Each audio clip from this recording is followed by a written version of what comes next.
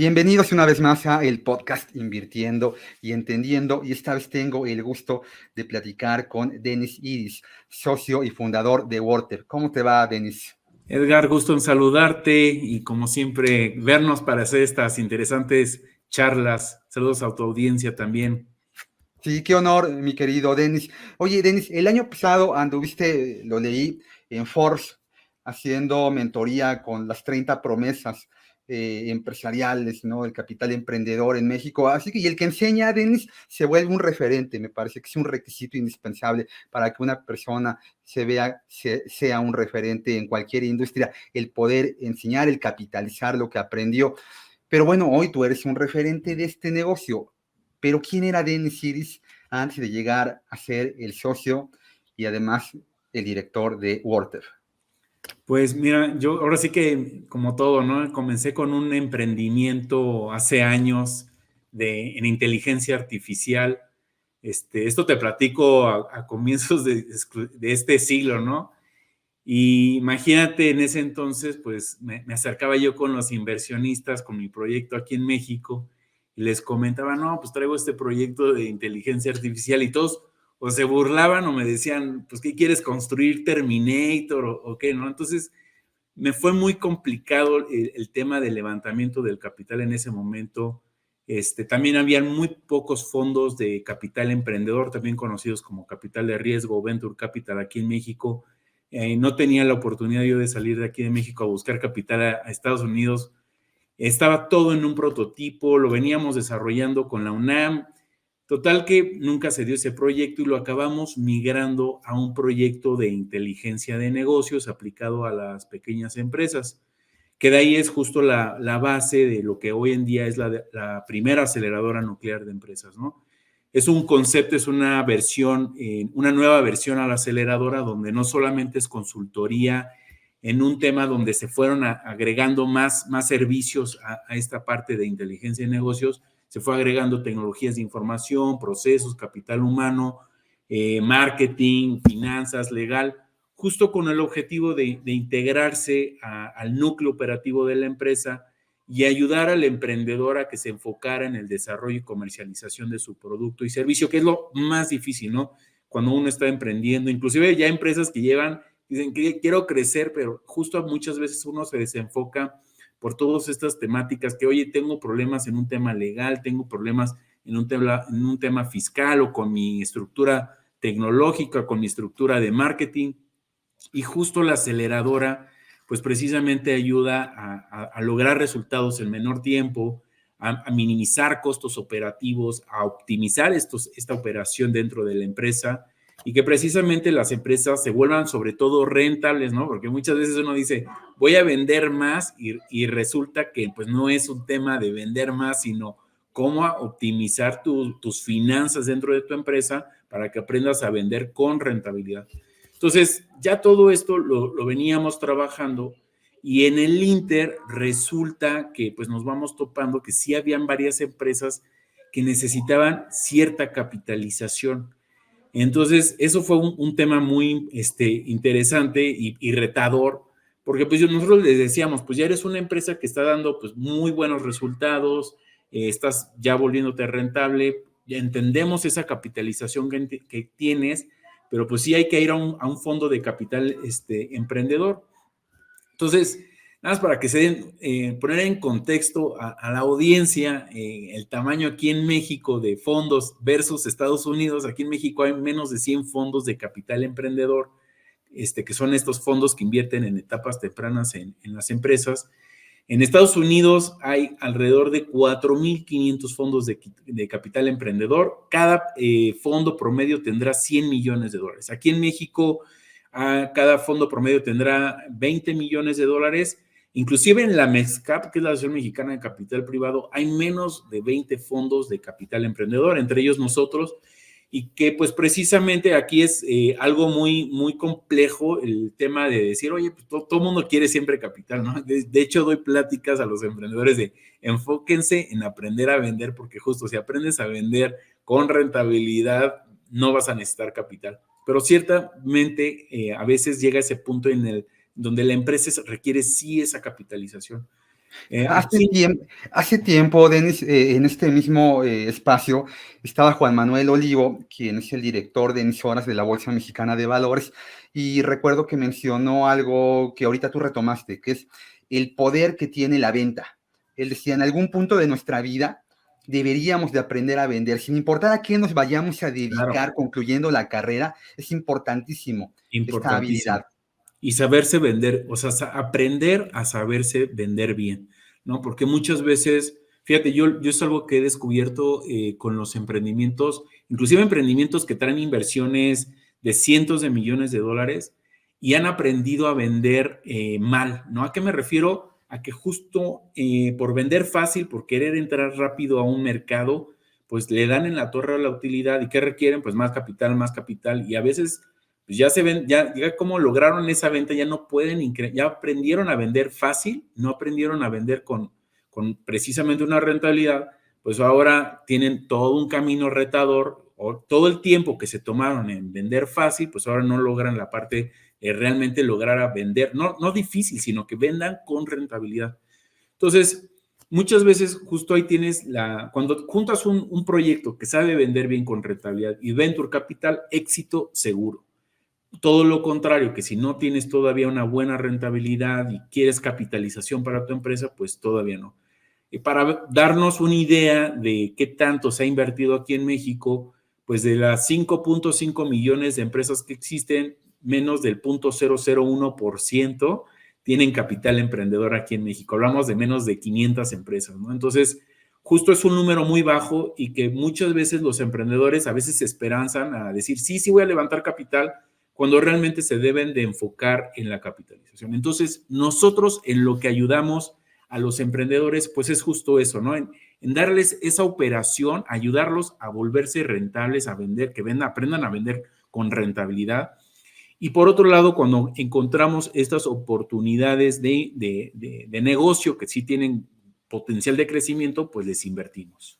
El perfil del emprendedor, Denis, es un perfil muy específico y es un perfil muy definido en una sociedad, la latinoamericana, el mexicano muy específicamente, muy acostumbrado a no emprender y generalmente cuando emprende en una etapa de emergencia. O sea, nos volvemos emprendedores ante la eventualidad. Se nos ocurre hacer cualquier cantidad de cosas, pero cuando ya tenemos el problema encima, somos poco planificadores. Es un ADN nuestro. Sí, totalmente. Y yo lo resumo a un tema cultural, le llamo cultura de miedo al riesgo, ¿no? Porque el miedo es, pues obviamente, no querer, ahora sí que aventurarte y como tú dices, o sea, tema de planeación, ¿no? O sea, planeo, ejecuto, evalúo mis números, mejoramos y obviamente crezco, ¿no? Justo aquí lo que mencionas, lo que pasó en pandemia eran 4.5 millones de empresas, tronaron, quebraron un millón de empresas, desaparecieron, y resulta que al año que entra, o entre el 22 y el 23, ya habían 5.5 millones. Entonces, justo lo que dices, en tema de emergencia, aquí en Latinoamérica, a diferencia de, por ejemplo, de Estados Unidos o Canadá, emprendemos por necesidad, cuando en Estados Unidos o Canadá se emprende porque se encuentra una oportunidad de negocio, porque se tiene hay un ecosistema sí más armado, pero eso no es un pretexto para tener una cultura de miedo al riesgo, ¿no? Entonces, y esto es en todos los niveles, a nivel inversionista, a nivel emprendedor, a nivel colaborador. Estados Unidos, nada más fíjate cómo cambia una palabra, de miedo a tolerancia, ¿no? En tolerancia es vas a calcular el riesgo, vas a planear, vas a hacer una muy buena planeación, una buena bajada. O sea, no te vas a meter a nadar con los tiburones en la hora donde pico, donde están peor, ¿no? Entonces, justo tienes una planeación de que si quieres nadar en el mar con donde sabes que hay tiburones, nada más planea para saber en qué momento te debes meter. Si quieres surfear, pues vas a agarrar la mejor ola y lo que tú quieras, pero precisamente aquí es donde ustedes como emprendedores tienen que visualizar esa parte de no emprendo por necesidad, sino porque encuentro una oportunidad. Y eso es la parte de cultural que tenemos que empezar a cambiar y que ya estamos cambiando. Ya se está llevando un tema, cada vez el ecosistema emprendedor crece, está madurando más, pero hay que llevar a todo inversionistas, emprendedores y colaboradores a que justo más de un tema de miedo sea a tolerancia. Sí, en Estados Unidos las universidades tienen un tejido muy amplio, buscando vincular al emprendedor con capital y con este ecosistema que lo va a formar. Y la parte de la formación es muy importante en el ambiente de gestión de empresas o en la parte de gestión de inversión. De cualquiera de los dos lados de la moneda donde lo veamos, debemos de aprender a gestionar riesgos y aprender a tolerar también el fracaso, porque en tu negocio, como en cualquier negocio donde se gestione dinero, donde se gestione un negocio, es en algún punto vas a tener problemas, ¿no? Y en este ecosistema muy particular, porque en el tema pues bursátil ya tenemos empresas ya muy formadas. Una empresa que hace una oferta pública inicial se vuelve una caja de cristal. Todo el mundo sabe cómo se ven las tripas de la empresa, contablemente, cuánto vende, etcétera, etcétera. Pero una empresa que va empezando no tiene pasado, ¿no? Y únicamente hoy en el presente le tenemos fe al futuro. Entonces, aprender a gestionar los vaivenes del mercado, los vaivenes de la economía. Ahorita tocabas el tema de la pandemia y a mí me gustaría que me platicaras un poquito. En ese periodo, ¿cómo le fue a la gente que decidió emprender y que se acercó a Wortep? Pues mira, hubo, nosotros que invertimos, somos un fondo que invierte en empresas emergentes, multisector. Nuestra tesis va muy enfocada al tema también de impacto social. Tenemos diferentes vertientes, ¿no? Sí podemos invertir en tecnología, podemos invertir en proyectos de productos o servicios más tradicional. ¿Qué es lo que vimos? Que tecnología en pandemia, en serio, se les cuadriplicaron, quintuplicaron, obviamente las cifras, ¿no? Lo vimos, por ejemplo, de hecho, en una empresa pública, Amazon, vimos cómo se elevó y tuvo que suspender, después de pandemia, pues hubo una bajada de que pues ya nadie compraba también en Amazon. Ellos tuvieron que suspender construcciones, me acuerdo, creo que estaban construyendo algo en Texas y suspendieron esa construcción. Y así les pasó a muchísimas tecnológicas, todo lo contrario a tradicional, que en tradicional se vinieron para abajo, pero ¿qué pasó después de pandemia? Que en pandemia todo el mundo dijo, yo ya quiero salir, vámonos al restaurante, vámonos a comprar, vamos a una experiencia otra vez a vernos, tocarnos, porque ya no queremos estar encerrados.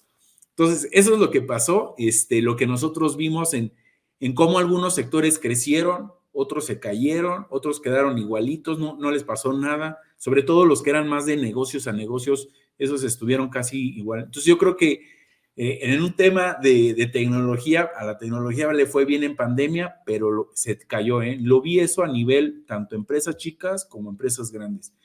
Y también lo contrario a la industria más tradicional, restaurantes, productos y servicios, todo lo que obviamente salimos a adquirir, pues precisamente ese tuvo una caída, pero saliendo de pandemia tuvo un súper levantón. Ahorita yo te preguntaba sobre este ecosistema universitario que en México también se ha ido robusteciendo, ¿no? Ya por ahí el TEC de Monterrey ya tiene algo, me parece que por ahí la UNAM también, y algunas universidades privadas están empezando a hacer sus pininos y apoyando a todo este capital emprendedor, este capital de riesgo.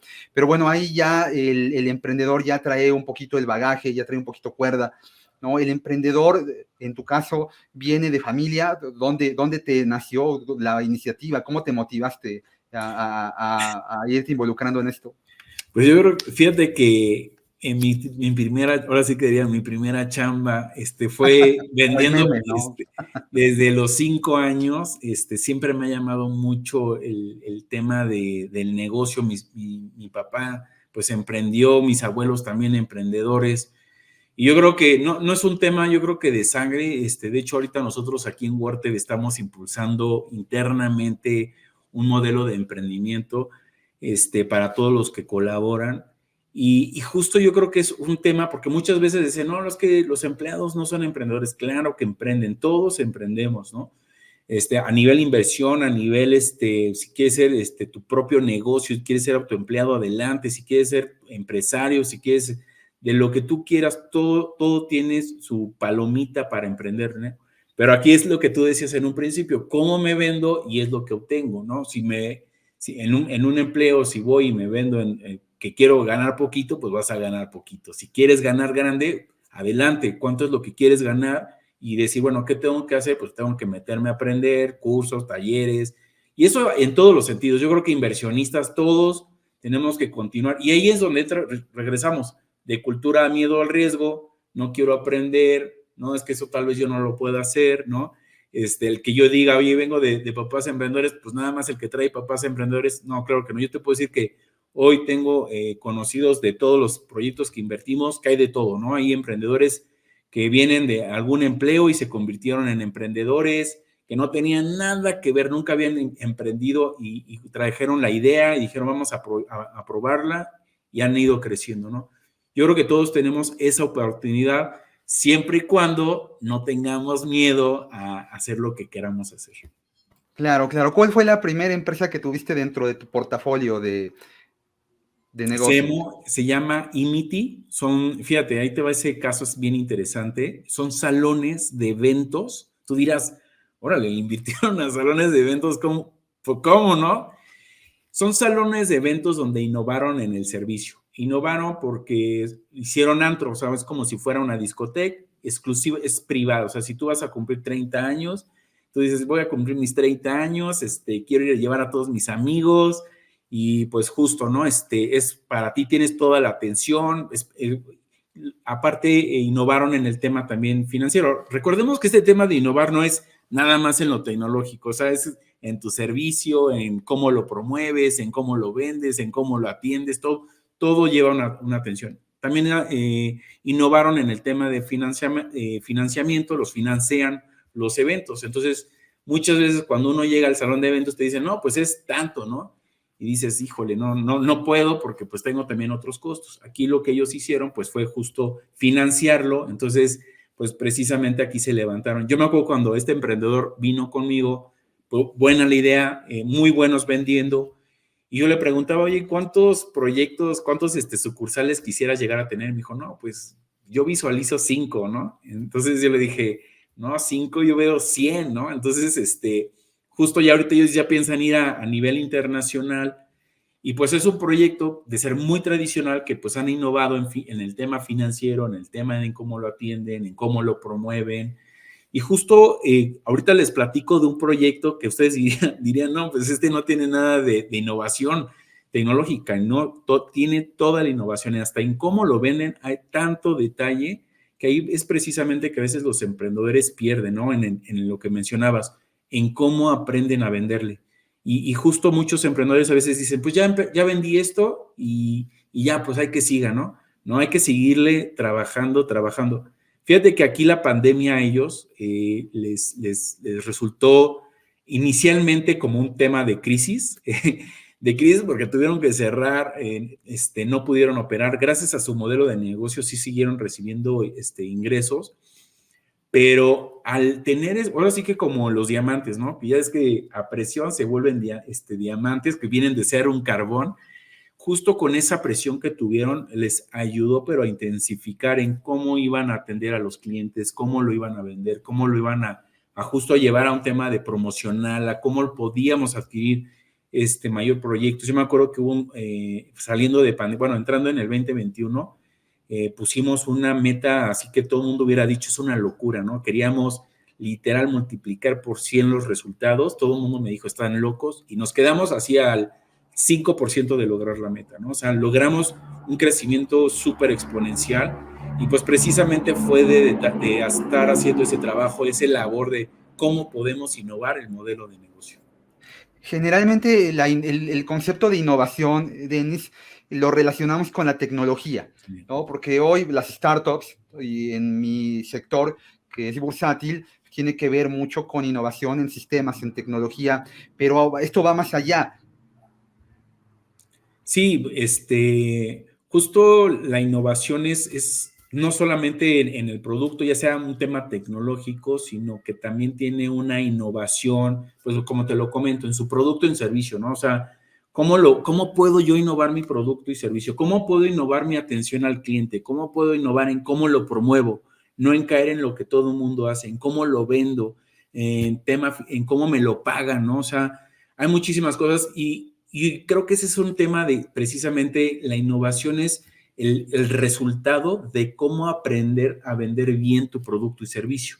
Porque dando todo este valor agregado a tu producto y servicio que estés obviamente desarrollando, pues potencia precisamente el resultado, ¿no? Y aparte aprendes a vender, no lo fácil, sino dices, tengo que aprender a vender esto en un buen costo que me deja una buena utilidad, cubriendo mi marketing, mis ventas, mi costo de producción, todos esos temas, que muchas veces también los emprendedores, yo creo que esa es la piedrita, ¿no? No quieren voltear a ver los números. Y un emprendedor que no sabe ver los números, pues nunca va a aprender a vender.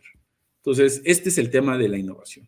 Claro, claro, la contabilidad es el idioma de los negocios y es muy importante generar un embudo, un filtro que defina qué no es nuestro negocio. Hace tiempo leía una entrevista que le habían hecho a Jeff Bezos de Amazon y le preguntaron, ¿qué te gustaría que fuera Amazon en el futuro? Esta es una entrevista que debe tener 5 o 6 años. Y él respondió, no sé qué va a ser Amazon en el futuro, pero sí te voy a decir qué no va a ser Amazon en el futuro. Y decía, no va a ser una empresa de costos altos, de entregas retardadas. La vía negativa es muy importante para determinar para dónde vamos, ¿no? Sí, claro, sí, es que justo ahí es donde visualizas, ¿no? O sea, cómo quieres lograr que tu proyecto sea. Y yo creo que eso es lo que Jeff Bezos en este caso aprendió a vender. O sea, dijo, cómo comenzó de un libro, ¿no? Y me acuerdo cuando pasó a hacer varios productos. Yo me acuerdo cuando salió esa propuesta de ahora va a vender todo Amazon, ya no solamente se va a dedicar a libros. Yo me quedé pensando eso 2003, 2004 y dije, o sea, le van a dar en la torre al modelo y todo lo contrario. O sea, cómo sí aprendieron a venderlo y vieron los números. Ahí vieron los números, dijeron, hay que pegarle literal ahí a todo. Yo he escuchado muchas veces emprendedores, inversionistas, especialistas en áreas que dicen, híjole, es que diversificarte tanto, pues es malo.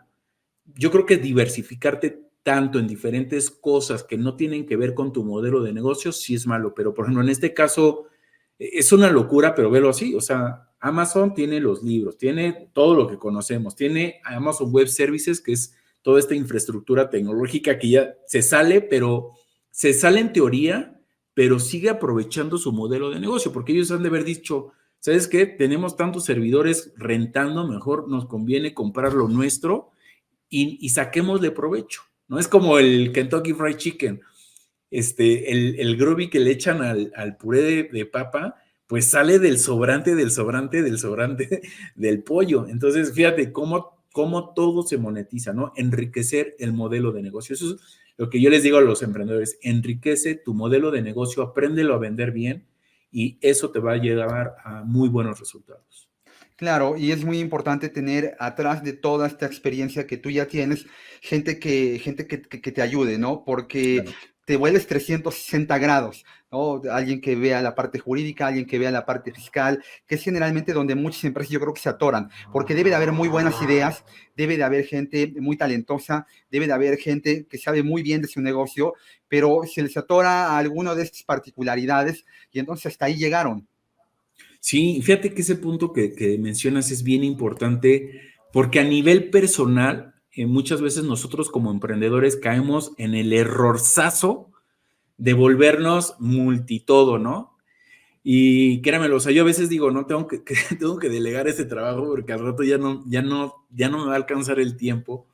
Y muchas veces nosotros los emprendedores aprendemos a decir, no, si ya hago esto y hago aquí. Está bien, o sea, está bien que conozcas, para saber mandar hay que saber hacer las cosas, pero sí es muy importante esta delegación.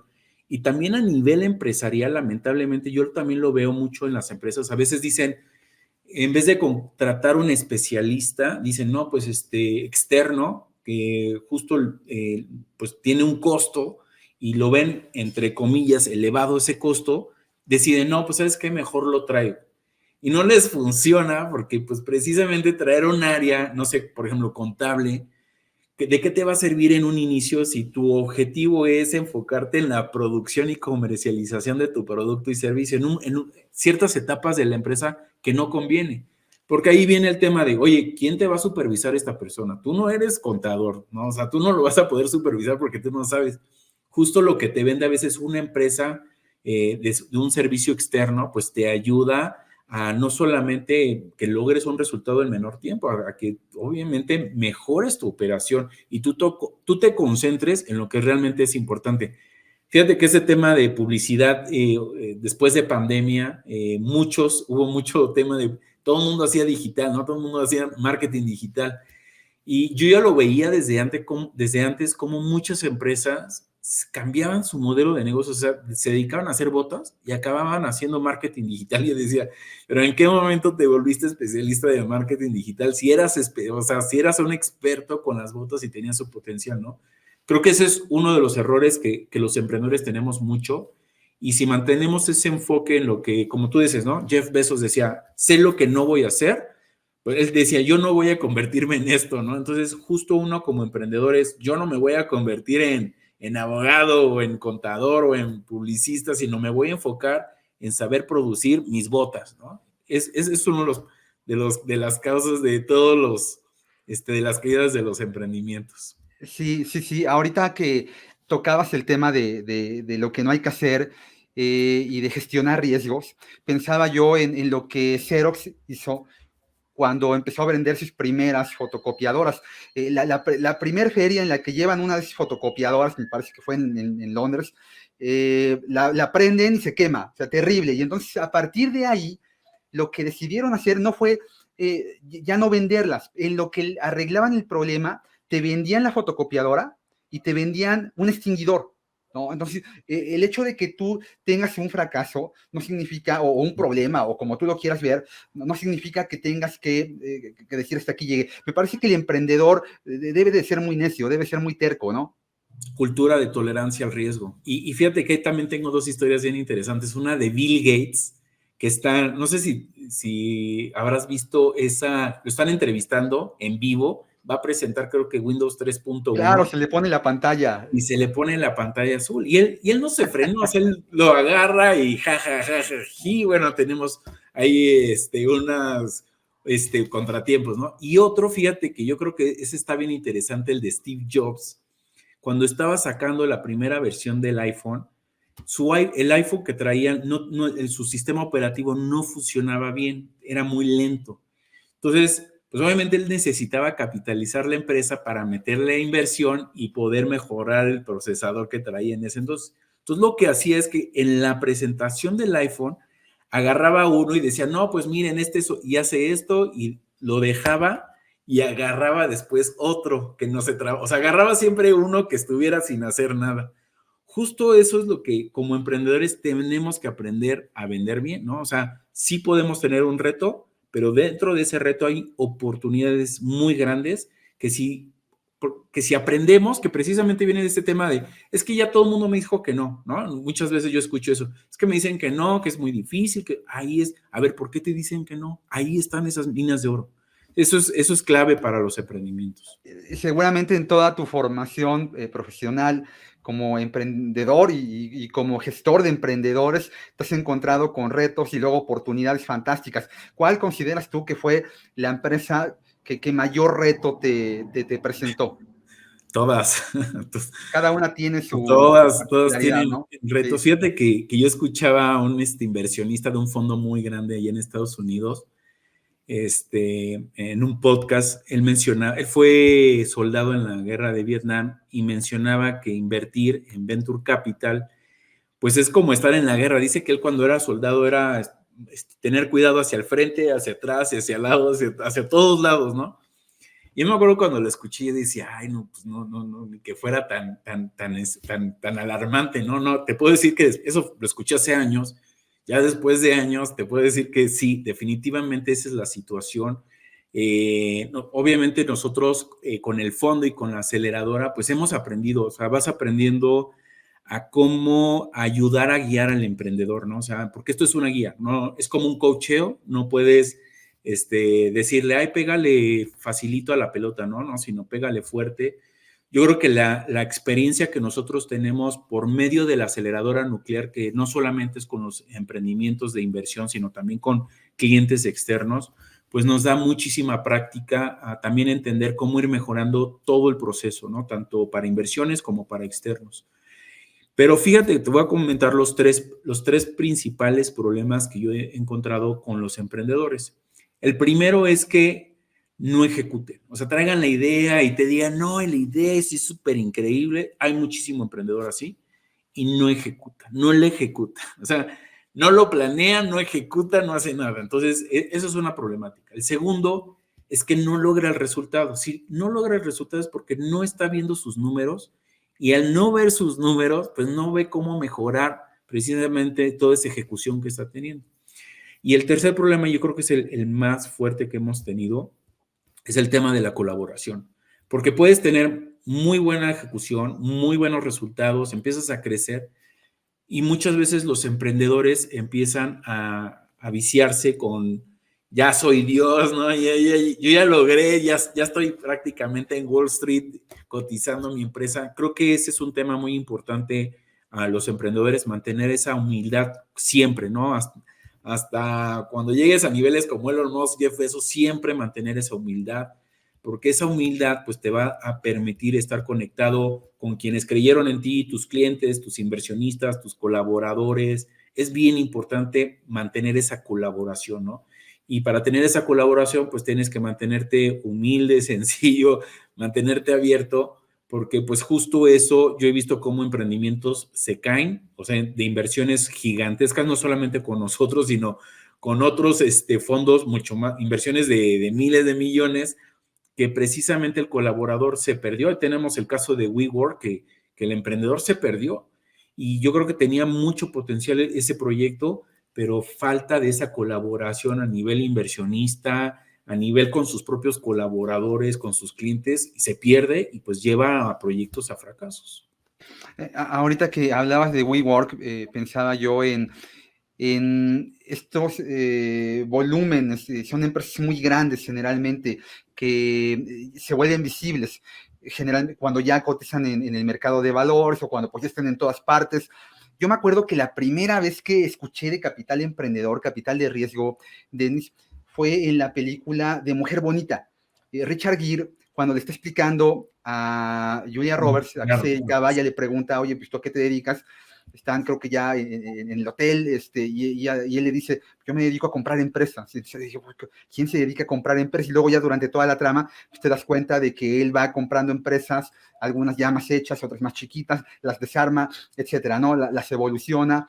En México el capital emprendedor, el capital de riesgo es mucho más chiquito, ¿no? O sea, un inversionista puede acceder a invertir con WordTap, con montos que no tienen que ver con un Richard Gere, ¿no? Sí, sí, fíjate que eso nosotros, justo al lanzamiento de nuestro fondo, una de las problemáticas que vimos pues fue el tema de que hay pocos fondos aquí en México, y quienes invierten en estos fondos son inversionistas institucionales, ¿no? Por ejemplo, Richard Gere era un inversionista institucional de un fondo que precisamente invertía en estas empresas.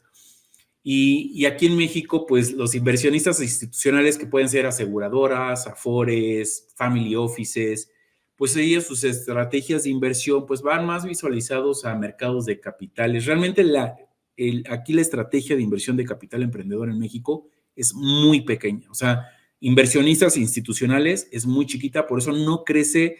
O sea, quisiéramos ver, pues no te digo 100, sino pues por lo menos unos 500 fondos de capital emprendedor. Brasil, Argentina, Chile, ellos ya tenían unicornios. De hecho, si no es por SoftBank, que es un fondo de capital de riesgo de Japón, que estaba con una, que ellos fueron quienes levantaron estos unicornios aquí en México. Estas, para los que no sepan, son empresas valuadas en más de $1,000 millones. Si no es por SoftBank, no existirían los unicornios aquí en México, ¿no?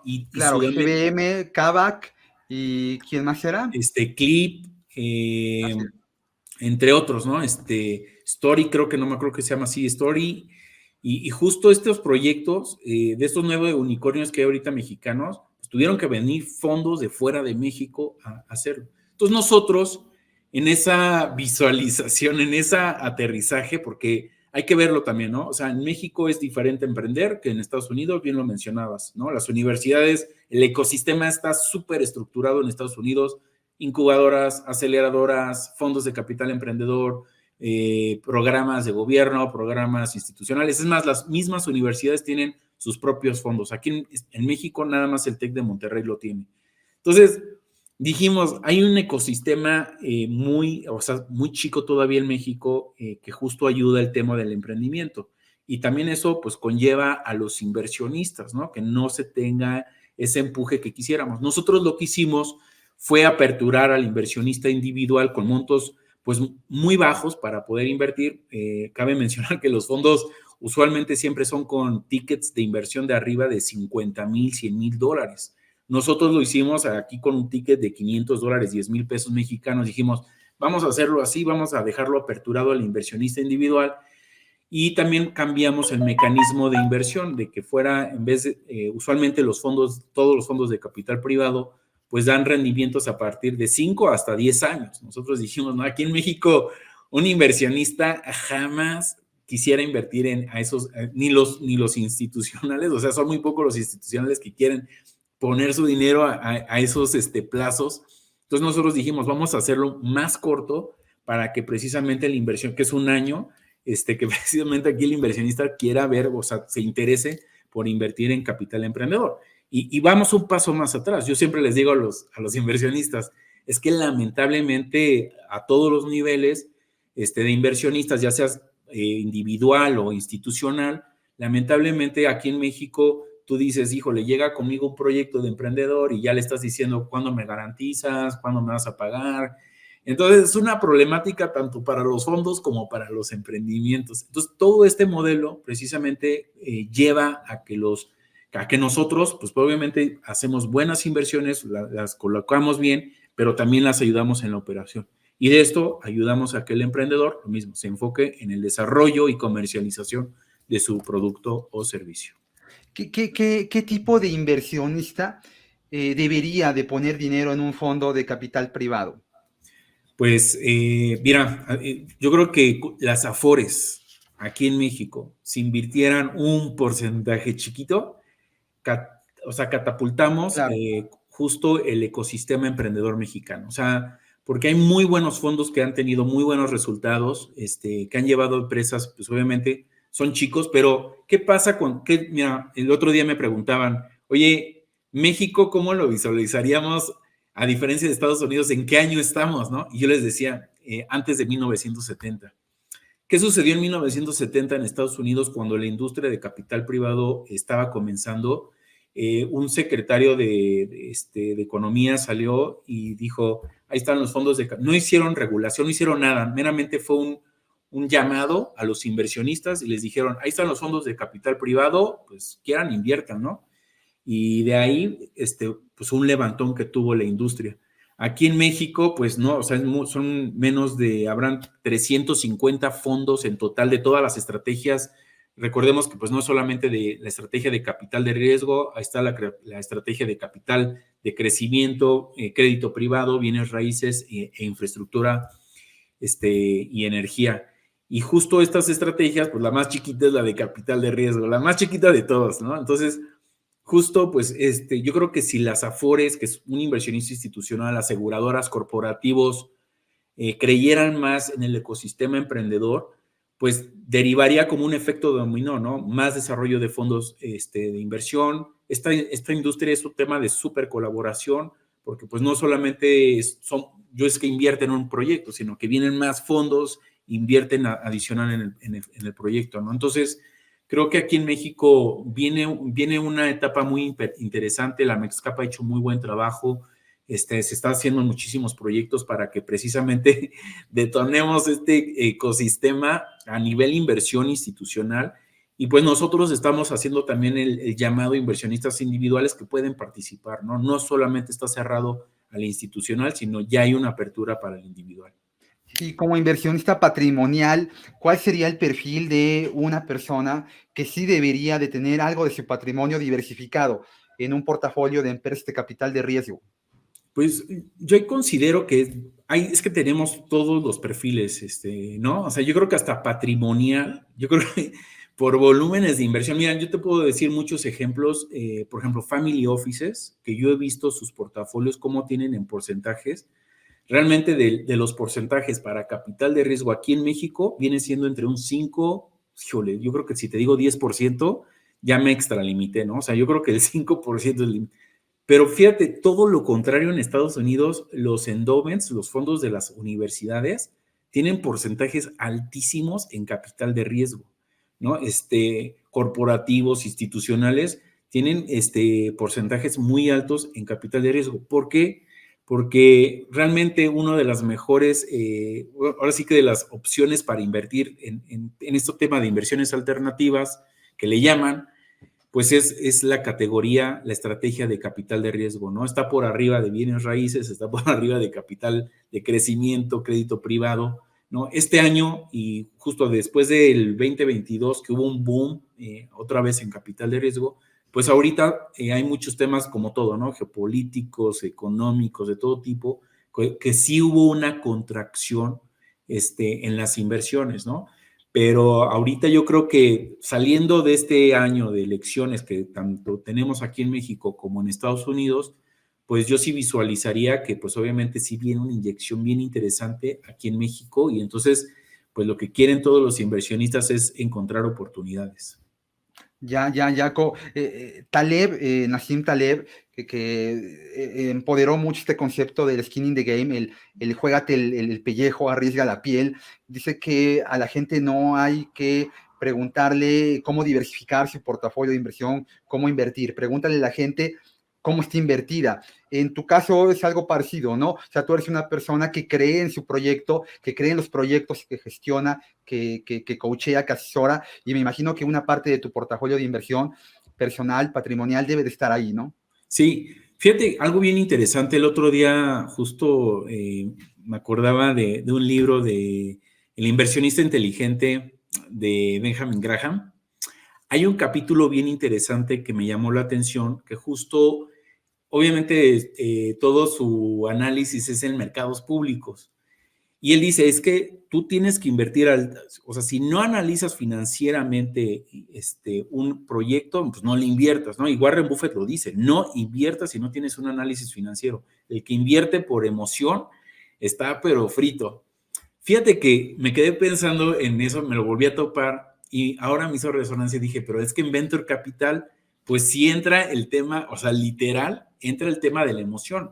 Y eso te puedo decir, o sea, puedes hacer un análisis financiero muy bueno en la empresa, pero también se mete un tema emocional de qué tanto estás apegado al sector, qué tanto potencial le ves al equipo emprendedor. O sea, son características que sí vas por el tema emocional. Y muchos me dirían, no es cierto. Te puedo decir cómo sí, aquí en México ha pasado. El tema de las tendencias es un tema emocional. ¿Qué pasó? En la década pasada se invirtió muchísimo en el tema de logística, en el tema de e-commerce, después vino fintech, se invirtió mucho en fintech. Ahorita a nivel mundial, ¿qué pasó? Inteligencia artificial, todos inviertan en inteligencia artificial.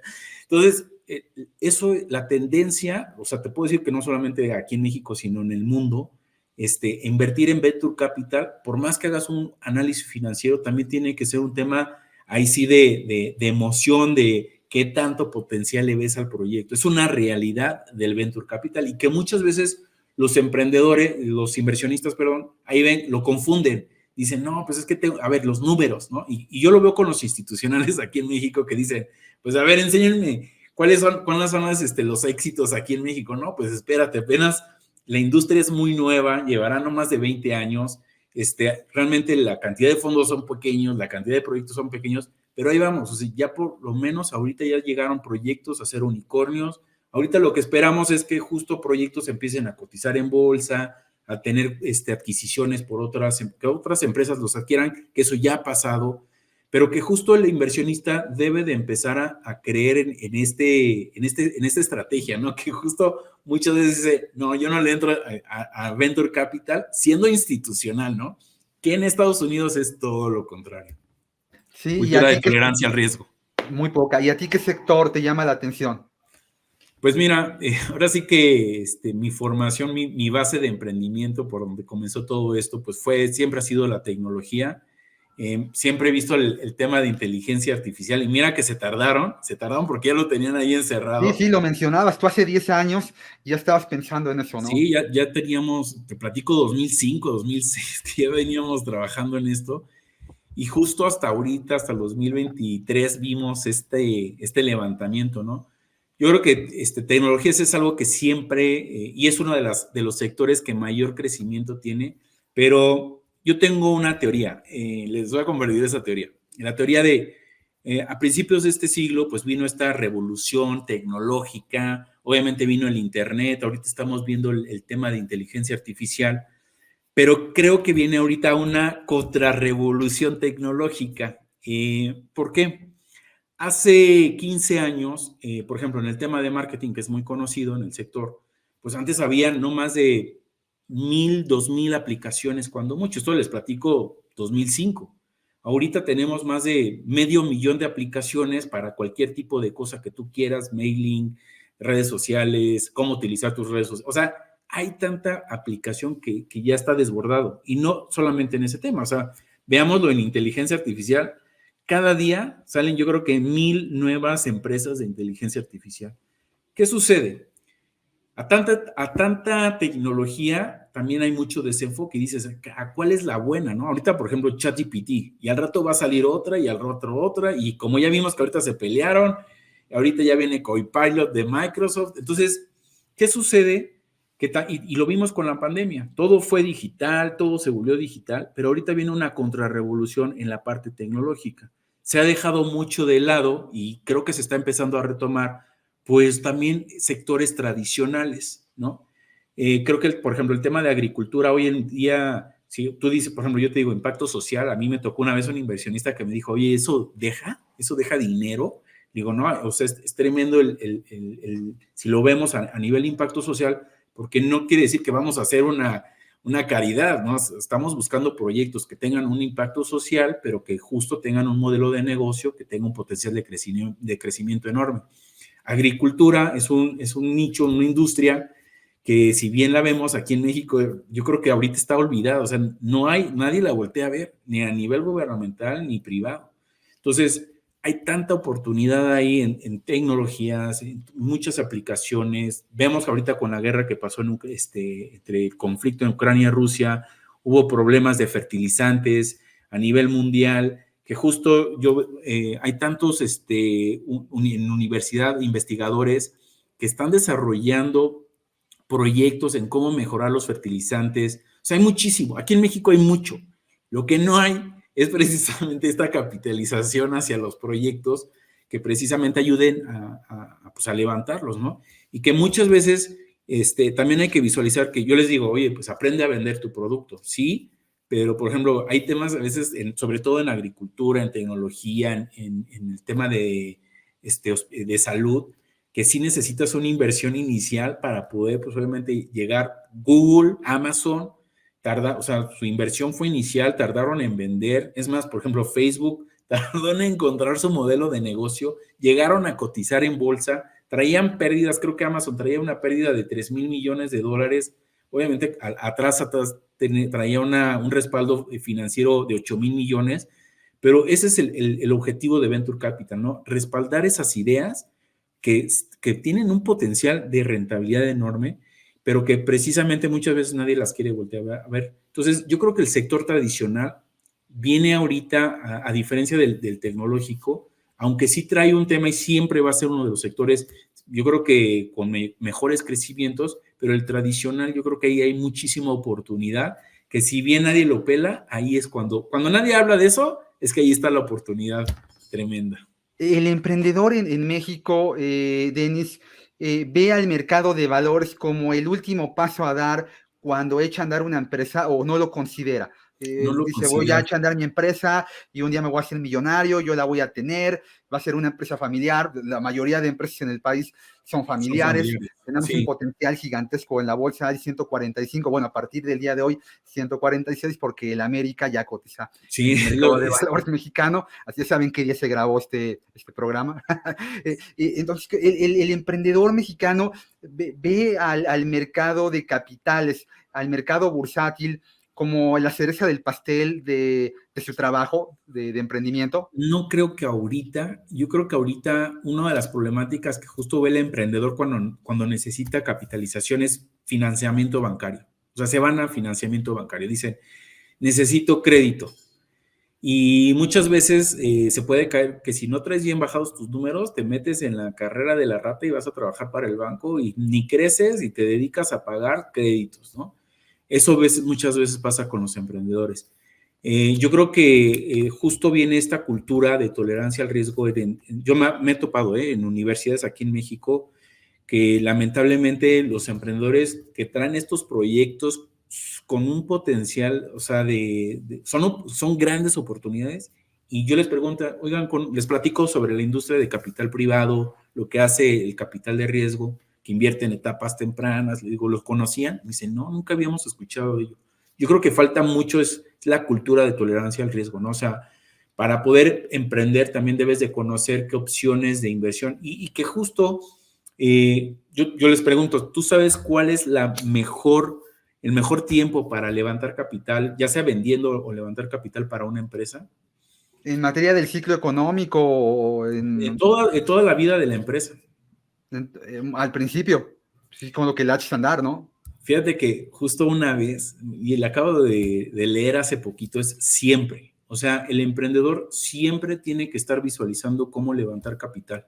En todo, en el principio, aumentar, ya si la quieres vender, pues vas a tener que levantar, o sea, lo vas a vender es capital, ¿no? Siempre se tiene que mantener un levantamiento de capital. Yo te puedo decir que comencé con una inversión inicial, quebré, y mi error fue que cuando levanté capital por no sabía esa parte, o sea, yo sabía el capital privado, pero no lo conocía bien.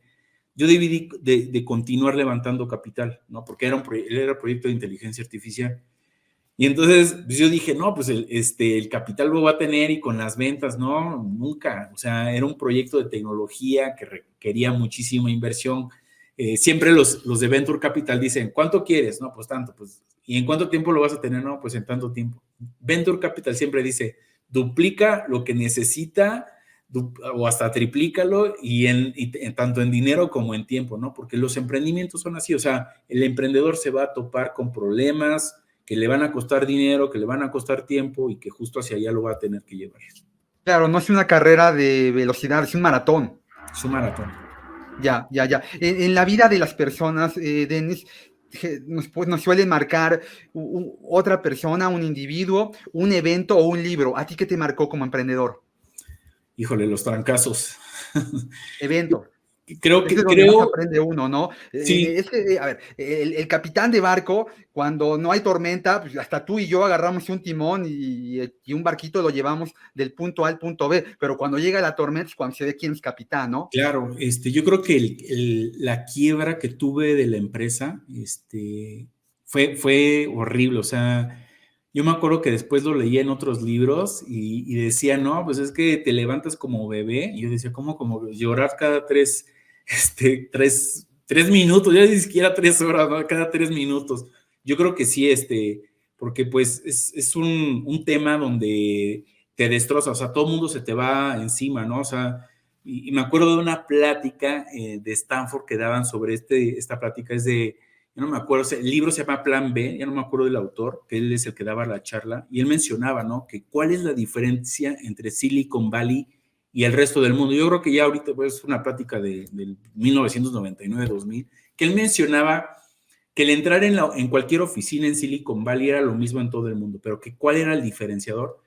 Decía, tú entras a la oficina de Silicon Valley y ves el área de contabilidad, marketing, TI, producción, etcétera, ¿no? Y vas a México, vas a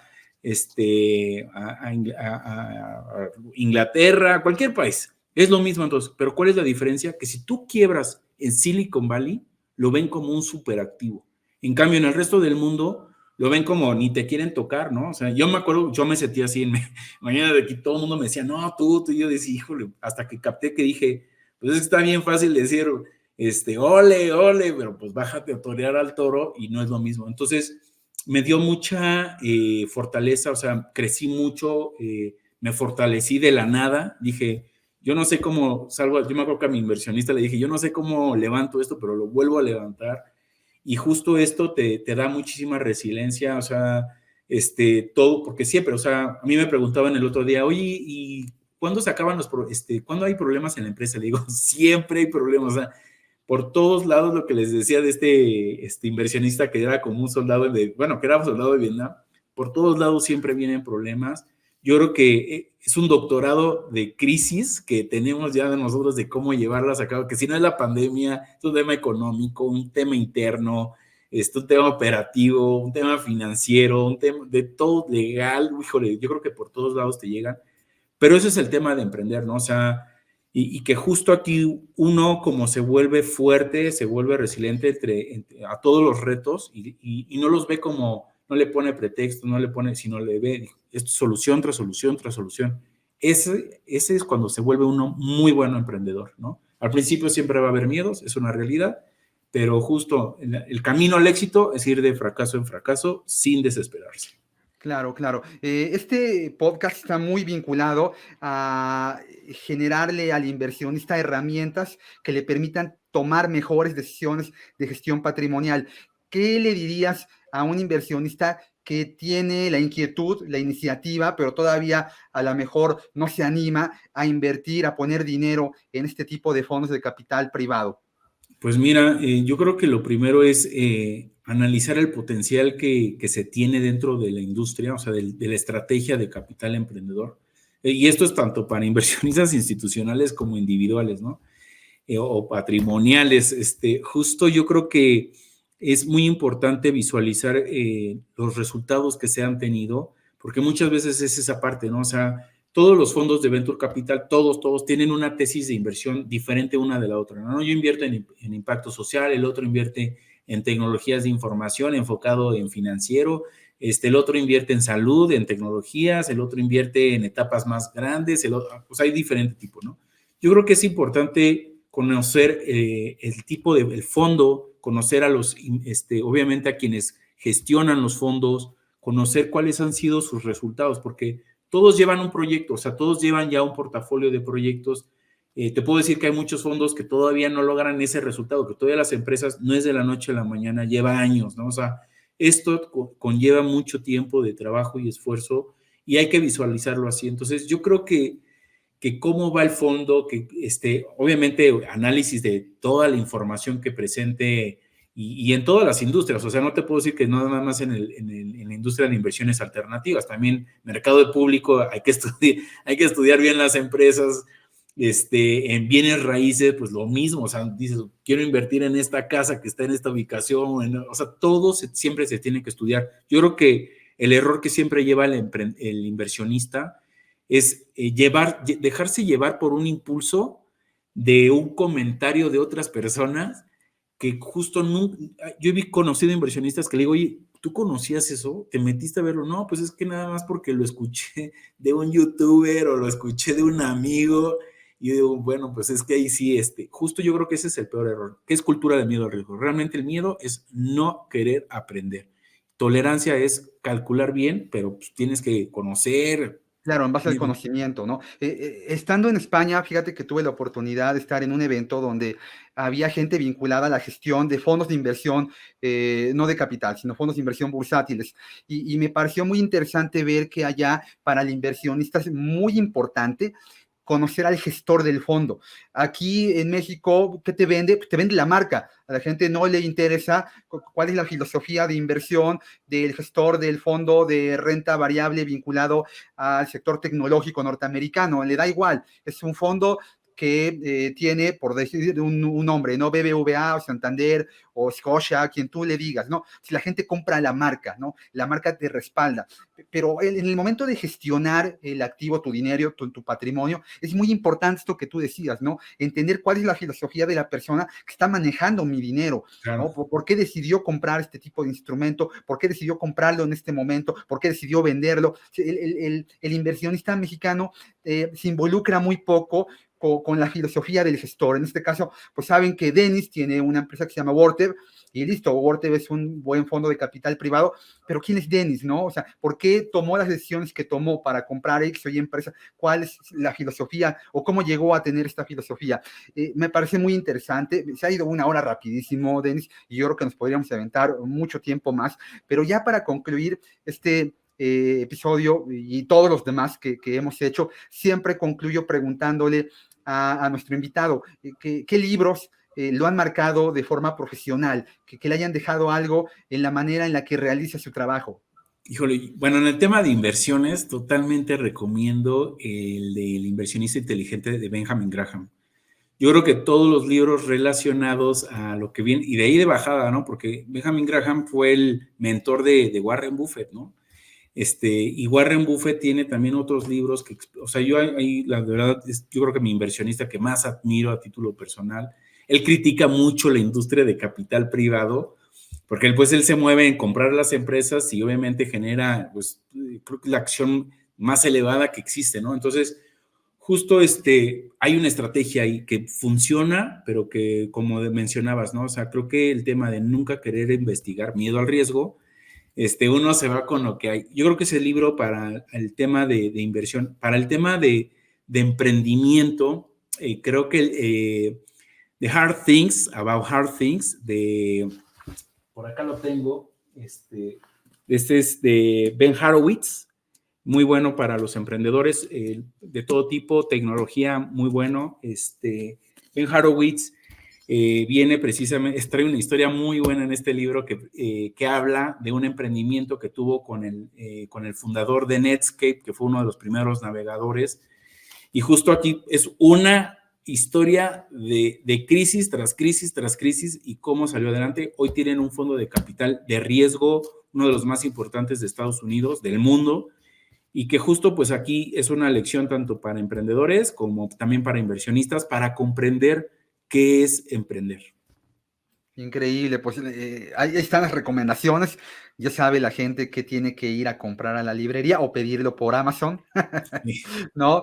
Y para concluir, Denis, ya, dale a la gente que tiene la inquietud, la motivación de emprender, no un consejo de qué hacer, no quiero que le digas qué hacer, qué no debe de hacer al emprender su primer negocio. Asumir. Yo creo que asumir es lo que no debe de hacer. Muchas veces uno asume que el mercado se comporta de una forma, que mi cliente se va a comportar de una forma, que para venderle va a reaccionar de una forma. Es lo peor. Y ¿cómo es la solución?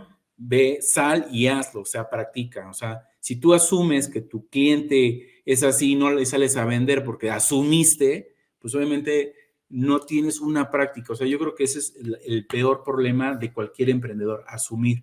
Tú quitas eso de asumir y sales y, a ver, voy a producirlo, voy a salir a venderlo, ¿qué tal? A ver, ¿le gustó o no le gustó? Y justo con eso, ya sea tecnológico o algo tradicional, o sea, lo pones a tu público y a ver, ¿te gusta lo que estoy haciendo? ¿No te gusta? A ver, ¿cuál es tu retroalimentación? Cuando tú asumes, es you make an ass of you and me en inglés, ¿no? Assume. Entonces, justo es el peor error del emprendedor, ¿no? Y eso es a nivel inversionista, emprendedor y colaborar. Asumir es lo que no se debe de hacer. Sí, sí, así es, se aplica en todo, para todo en la vida. Denis, pues te quiero agradecer este espacio que has hecho en tu agenda para platicar con nosotros. Ranky, así siempre será tu casa. Gracias, Edgar, por la invitación y gracias. Buena tarde. Muy bien, este ha sido otro episodio más del podcast Invirtiendo y Entendiendo. Les pido que le den un pulgar arriba, que compartan, que comenten y que a la gente que tenga las mismas iniciativas, motivaciones, le hagan llegar información sobre esto que sirve para ayudar a entender y a invertir. Les mando un fuerte abrazo, que tengan felices inversiones.